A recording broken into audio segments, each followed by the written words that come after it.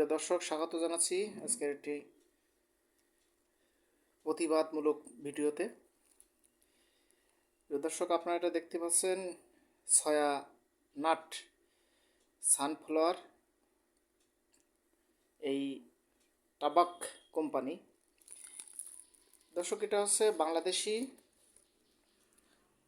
বাংলাদেশি একটি কোম্পানি। আমরা দেখতে পাচ্ছি